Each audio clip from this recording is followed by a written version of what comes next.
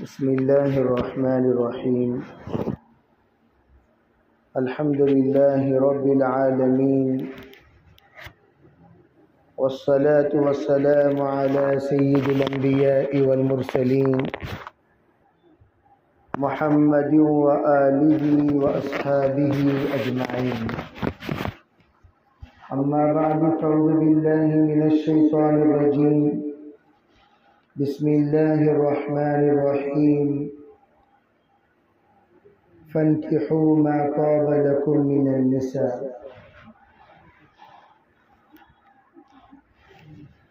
محترم معزز بھائیوں، بزرگوں، پردہ نشی محترم خواتین، دینی ماں و بہنوں، اللہ تعالیٰ نے ہر ایک کی زندگی کا جو معیار بنایا ہے وہ فطری معیار ہے. بھئی مستورات ذرا خاموش رہو، فونا سب بند کرو، جو بات کہی جا رہی ہے غور سے سنو.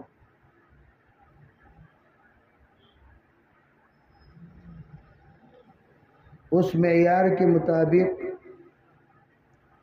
ہر ایک کو زندگی گزارنی پڑتی ہے. کسی کا معیار اعلیٰ ہے، کسی کا معیار متوسط ہے، کسی کا معیار ادنا ہے. یہ اللہ تعالیٰ نے اپنا ایک نظام بنایا، اسی نظام کے تحت جوڑے بھی بنائے. جوڑوں کا نظام یہ بھی اللہ ہی کے طرف سے ہے. وَخَلَقَ مِنْهَا زَوْجَهَا. قرآن پاک میں اللہ نے اس کی وضاحت فرما دی. جتنے عورتیں ہیں وہ سب کے سب شوہر کی پھسلی سے پیدا کی گئی ہیں. اس لیے بیویوں کو پھسلی کا جوڑا کہا جاتا ہے. یہ اللہ کا نظام ہے کہ اللہ تعالیٰ نے مرد کا ایک حصہ بنا کر عورت کو پیدا کیا تاکہ مرد کے ہر چیز کا وہ حصے دار بنے. جیسے وہ بدن کے حصے دار ہیں، مرد کی محنت کے بھی حصے دار ہیں، فکروں کے بھی حصے دار ہیں، جذبات کے بھی حصے دار ہیں، خیالات کے بھی حصے دار ہیں، اور مرد کے ہر حرکت کے حصے دار ہیں. اگر کوئی خاتون جب حصے دار بن جاتی ہے تمام معاملات میں، تو اللہ تعالیٰ ان کے بچوں کو بھی ان کی زندگی کے حصے دار بنا دیتے ہیں. اسی لیے علماء کہتے ہیں کہ جو بچے اپنے ماں باپ کے نقش قدم پر چلتے ہیں وہ بچے ہمیشہ کامیاب ہوتے ہیں. ماں باپ کے کون سے نقش قدم پر چلنے والے؟ ماں باپ کے خیر کے نقش قدم پر چلنے والے. جو ماں باپ کے خیر کے نقش قدم پر چلتے ہیں وہ ہمیشہ کامیاب ہوتے ہیں.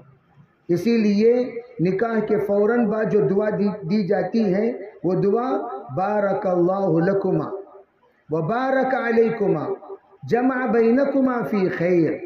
یہ کہا جاتا ہے اللہ تعالیٰ تم دونوں کو برکت عطا فرمائے. نکاح ایک برکت والا عمل ہے. نکاح کے ذریعے سے اللہ بے پناہ برکتوں کے فیصلے فرماتے ہیں. چنانچہ ایک صحابی اپنی غربت کا، اپنی بے بسی کا، اپنی مفلسی کا شکایت کیے تو حضور علیہ السلام نے فرمایا نکاح کر لو، نکاح کر لو. علماء کہتے ہیں کہ جو بندہ نکاح کر لیتا ہے اس کی مفلسی اللہ دور کر دیتے ہیں.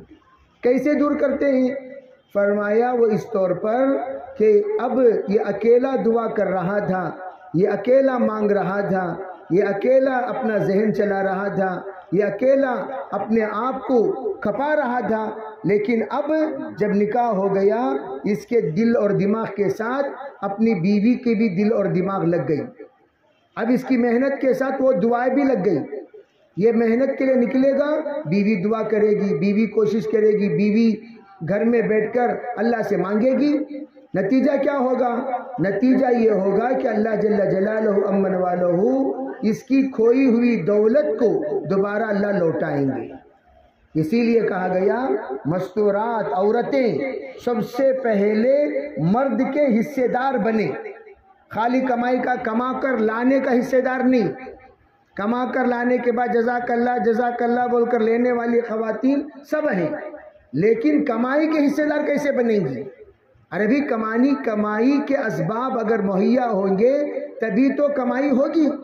کمائی ہونے کے لیے کیا کرنا چاہیے؟ قرآن کہتا ہے وَأْمُرْ أَهْلَكَ بِالصَّلَاةِ وَاسْتَبِرْ عَلَيْهَا، آپ اپنے گھر والوں کو نماز کا اہتمام کرنے کو کہیں۔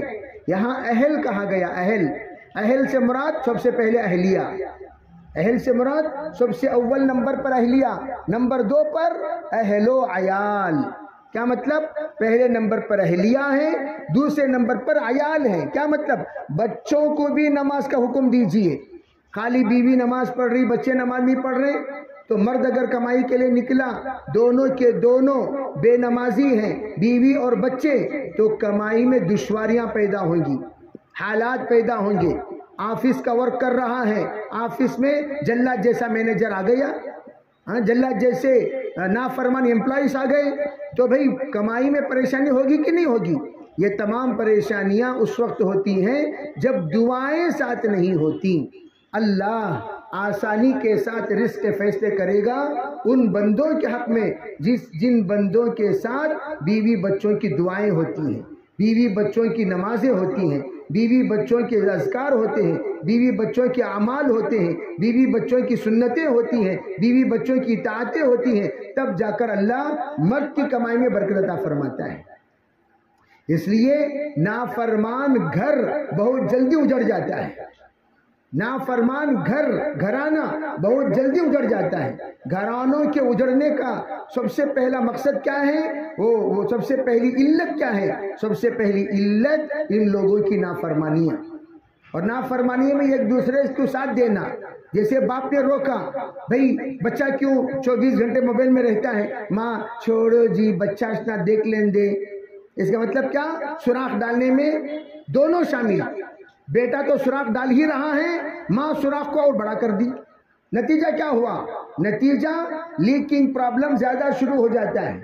ارے بھی اب تو قطرے قطرے بے برکتی ہو رہی تھی، قطرہ قطرہ برکت ٹپک رہا تھا، برکت لیک ہو رہی تھی، لیکن اب ماں بھی ساتھ دینے لگی، اب بھئی مسلسل قطرے ٹپکنے لگے، قطرہ مسلسل ٹپکتے ٹپکتے ٹپکتے اب پانی بہنا شروع ہو جائے گا، اب لیکنگ کا معاملہ شروع ہو گیا۔ نتیجہ کیا؟ ماں بچے دونوں ایک ہو گئے تب تباہ کرنے کے چکر میں۔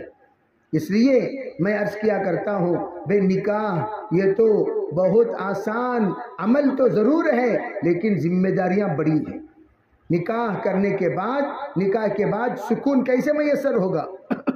سکون میسر ہونے کے اسباب کیا ہیں؟ سکون میسر ہونے کے اسباب میاں بیوی کی اطاعت، بچوں کی اطاعت۔ اطاعت سے راحت ملتی ہے، اطاعت میں عافیت ہے، اطاعت میں خوشی ہے، اطاعت میں سکون ہے، اطاعت میں برکت ہے، اطاعت میں رحمت ہے، اطاعت میں عفت اور عزت ہے۔ اطاعت فَإِن تُطِيعُوا تَهْتَدُوا، اطاعت میں ہدایت ہے۔ اطاعت کریں گے تو اللہ تعالیٰ ہدایت سے نوازیں گے۔ اس لیے پہلا کام تو اطاعت، ماننے کی صفت پیدا کرنا۔ اسی لیے کہا گیا ماں اور باپ یہ دونوں جس وقت مطیع اور فرما بردار ہو جائیں، اللہ اولاد کو بھی مطیع اور فرما بردار بنا دیتے ہیں۔ دوسری بات یہ فرمائی، عربی عورت جس وقت نکاح ہو جائے، نکاح ہونے کے بعد ماں باپ نمبر 3 پر آ جاتے ہیں، شوہر نمبر 2 پر ہو جاتے ہیں۔ اللہ رسول کی اطاعت کے بعد شوہر کی اطاعت فرض ہے۔ ابھی بھی کہاں جی تمہیں اچانک غائب ہو گئے نا؟ نہیں امی کا فون آیا تھا میں چلی گئی۔ امی کا فون آیا تھا چلی گئی، کسے پوچھ کو گئے؟ کسے پوچھ کر گئے بھائی؟ امی کا فون آیا تھا چلے گئے، ٹھیک ہے، پوچھ کر کسے گئے؟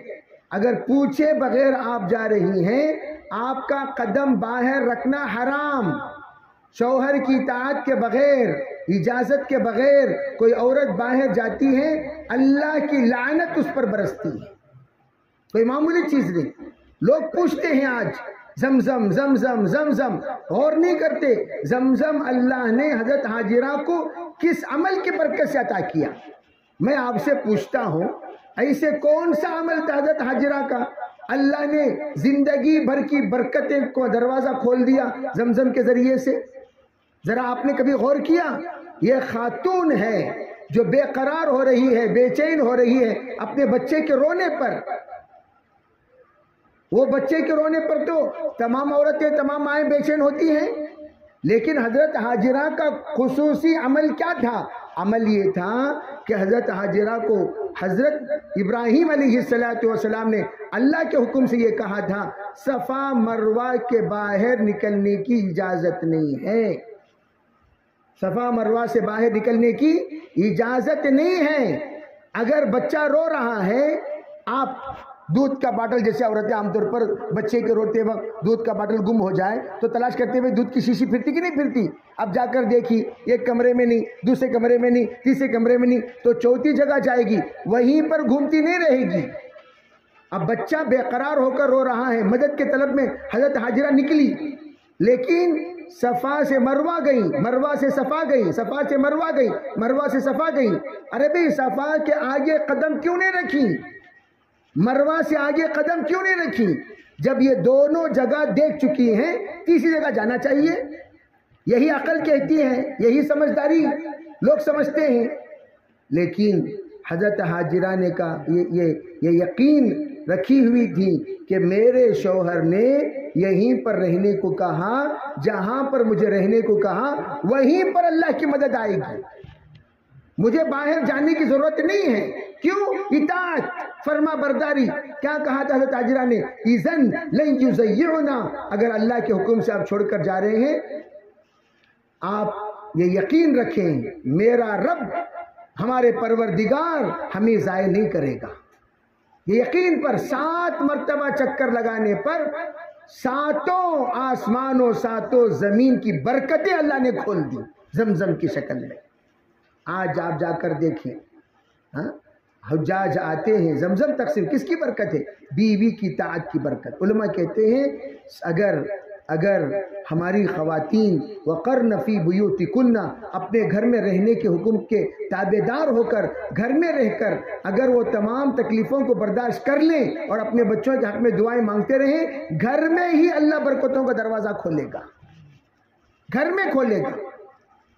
اکثر عورتیں کئی قومات میں باہر جا رہی، نہیں ہمارے شوہر کی کمائی کم ہے، اس واسطے میں یہاں جا رہی ہوں، میں وہاں جا رہی ہوں. جس دن تمہیں باہر قدم رکھے اس دن تمہاری گھر کی برکت چلی گئی. زندگی بھر ملازم کی زندگی گزارو گی، شہزادی کی زندگی نہیں گزارو گی. برکت چلی گئی. 4,000 روپے، 5,000 روپے، 8,000 روپے جو باہر سے آپ کے گھر کو آ گئے، لیکن وہ منحوس پیسے ہیں. شوہر کی کمائی میں برکت. عورت اگر بغیر کسی عذر کے باہر کمانے جاتی ہے، اللہ برکتیں گھر کے دروازے بند کر دیتی ہے. یہ لکھ کر رکھ لو. اس لیے میں عرض کرنا چاہتا ہوں، مجبوری ہے. ہاں بھائی گھر میں کون بیش نہیں، ان کا انتقال ہو گیا، یہاں ایک خاتون رہتی ہے، بیچارے لوگ مختلف باتیں کہنے لگے، میرے پاس آئے، میں نے کہا بھائی ان کے گھر کا حال کا جائزہ لیا. اب یہ خاتون کے لیے اجازت ہے کمانے کی. علماء سے پہلے اجازت مانگو اپنے حالات پیش کر کے، پھر اللہ برکتوں کے دروازے کھولیں گے. الغرض میں یہ عرض کر رہا ہوں، نکاح ہونے کے بعد ہم لوگ 5 اعمال کا اہتمام کریں. نمبر 1، شوہر کی بات مانیں. نمبر 2، آپس میں ایک دوسرے کے خیر خواہ بنیں. ہن لباس لکم وانتم لباس لہن. آپ کی تکلیف، آپ کی مصیبت، آپ کی پریشانی، آپ کے عیوب، یہ سب کے سب آپ کے ذمے ہیں اور آپ کے سب کچھ ان کے ذمے ہیں. گویا آپ ان کے لباس ہیں، گویا عزت بھی آپ ہیں، ستر بھی آپ ہیں، شان بھی آپ ہیں، وقار بھی آپ ہیں، سب کچھ آپ ہیں. آپ ان کی عزت ہیں. تو دونوں ایک دوسرے کی ہم غم بنے، ہم غم، ہم دم، ہم درد. تب جا کر اللہ تعالیٰ دونوں کے مزاج کو ہم مزاج بنائے گا، ہم بول بنائے گا، ہم نظر بنائے گا، ہم فکر بنائے گا، ہم جذبہ بنائے گا، ہم خیال بنائے گا. اور پھر اللہ تعالیٰ ان دونوں کے درمیان ایسی اتحاد پیدا کرے گا جو اتحاد مثالی اتحاد سمجھی جائے گی، مثالی اتحاد سمجھی جائے گی.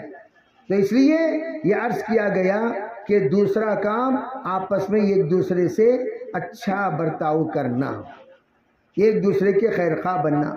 تیسرا کام کیا ہے کہ خوشی اور غم میں ساتھ رہنا۔ خوشی ہے تو ساتھ میں رہے، ذرا تکلیف ہوئی نہیں جی میں گھر کو جاتی ہوں، چلے گئے، یہ کیا طریقہ ہے بھائی؟ حضرت ایوب علیہ السلام کے خوشی میں جس طرح ان کے بیگم تھی، غم میں بھی تھی، اور ان کے بیگم اس حال میں جب ان کے شوہر حضرت ایوب علیہ السلام بالکل فریش ہو چکے تھے تب کام کرنے کے لیے گھر کو گئیں۔ علماء یہیں سے کہتے ہیں عورت گھر کو جا سکتی ہے کب؟ عورت کمانے جا سکتی ہے کب؟ جب شوہر کمزور ہو جائے، مجبور ہو جائے، معذور ہو جائے، عورت جا سکتی ہے۔ دلیل کیا ہے؟ حضرت ایوب علیہ السلام کی بیوی گئی اور جب جا کر اپنی گھر کی ملازمت سے فارغ ہو کر 2 روٹی لے کر پہنچنے کے بعد کیا دیکھا کہ شوہر وہاں پر غائب ہیں۔ لوگوں سے پوچھا میرے شوہر کو یہاں دیکھا، میرے شوہر کو یہاں دیکھا، میرے شوہر کو یہاں دیکھا۔ لوگوں نے کہا بھئی آپ کے شوہر کو تو ہم نے نہیں دیکھا۔